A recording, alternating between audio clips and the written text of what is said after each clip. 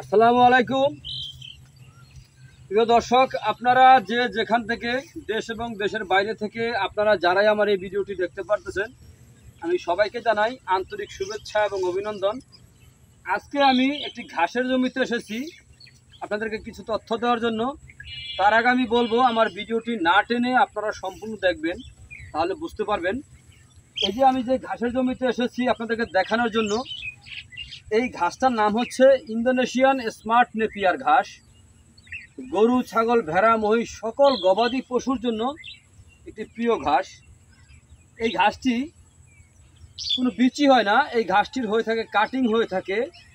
আর এই ঘাসটি একবার যদি কাটিং আপনি রোপণ করতে পারেন, তাহলে কমপক্ষে 5 থেকে 6 বছর পর্যন্ত আপনি একটানা এই ঘাসটি গরু ছাগলকে খাওয়াতে পারবেন। এই ঘাসটিতে পাতা অনেক বেশি হয়ে থাকে, এই ঘাসটি নরম।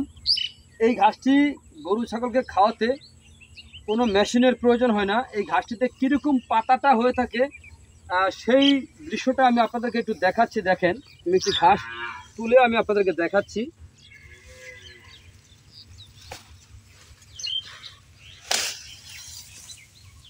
এই যে দেখেন, আমার সামনে যেই ঘাসটা দেখতে পাচ্ছেন, এখানে কিন্তু পাতা প্রথমে দেখাচ্ছে যে শুকনো পাতাটা। এই শুকনো পাতাটা কিন্তু আপনার গরু কিন্তু আপনার সম্পূর্ণরূপে খেয়ে থাকবে।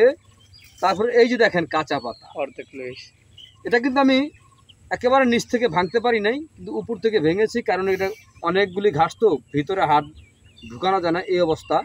তো দেখেন পাতাটা দেখতে কত সুন্দর।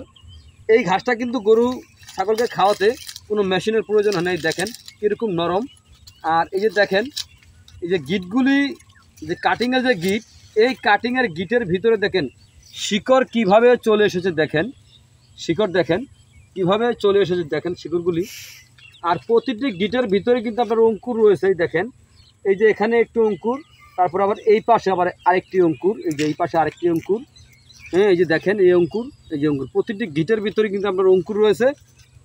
এই ঘাসটি নরম ঘাস, এই ঘাসটি গরু ছাগলকে খাওয়াতে কোনো মেশিনের প্রয়োজন হয় না। এই ঘাসটির খুব ভালো মানের একটি ফলন হয়ে থাকে অন্যান্য ঘাসের তুলনায়। এই ঘাসটি খুব সহজে আপনি গরু ছাগলকে খাওয়াতে পারেন। এই ঘাসটি বর্তমানে বাংলাদেশের প্রতিটি জেলা উপজেলা কিন্তু এখন এই ঘাসটি নাই। এই ঘাসটির বর্তমান এতটাই, এই ঘাসটি লাভজনক ঘাস। এই ঘাসটি গরু ছাগলকে যদি আপনি খাওয়াতে পারেন, এই ঘাস খাওয়ালে আমি গ্যারান্টি সহকারে বলতে পারি, শুধু যদি আপনি এই ঘাসের মাধ্যমে গরু ছাগল পালন করতে পারেন, তাহলে আপনার বাজার থেকে ফিটের বস্তা, দানাদার খাদ্যের বস্তা আপনার কিনতে হবে না। এই ঘাসের মাধ্যমে আপনি গরু ছাগল খুব সহজে পালন করতে পারবেন।